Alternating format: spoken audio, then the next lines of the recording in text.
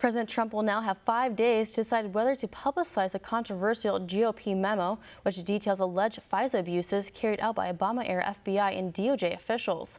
On Monday, the House Intelligence Committee voted to release the memo to the public, which allegedly shows the two departments unlawfully surveilled members of the Trump campaign.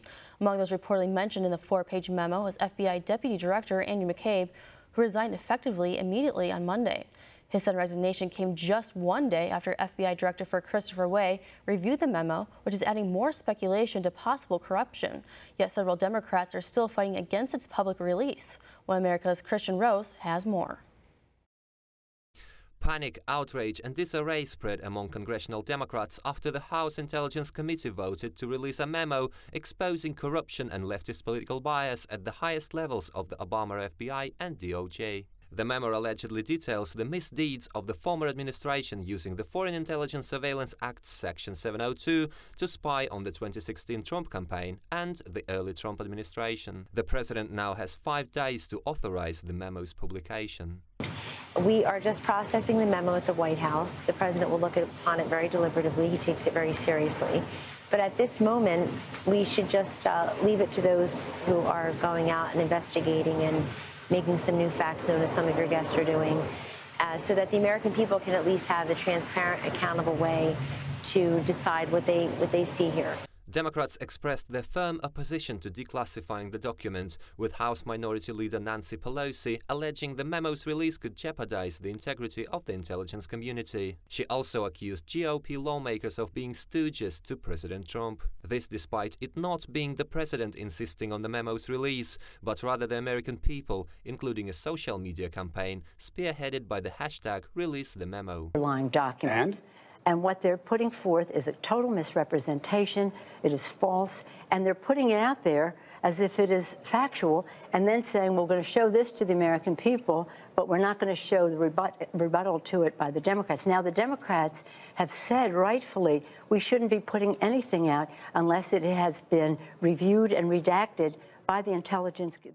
The Intelligence Committee voted along party lines Monday, with 13 Republicans in favor of the memo's public release and 9 Democrats opposing it, repeating the partisan vote over the memo's publication to members of Congress earlier this month. It was previously reported the president would approve the memo's release, as it's expected to confirm previous allegations of the Democrat machine politics and deep state within the executive branch trying to undermine the Trump administration. I don't believe that there's any group of people with costumes and rituals meeting off campus, but is there a possibility that people were injecting their political viewpoint in a way that manifested in investigative activity or prosecutorial decisions that links back to bias? I absolutely think that was the case. Meanwhile, California Representative Adam Schiff accused President Trump of putting his personal and political interests above the national interest. This after the president stressed full transparency and a crackdown on high-profile government corruption would best serve U.S. national interests, a view that Democrats don't appear to support.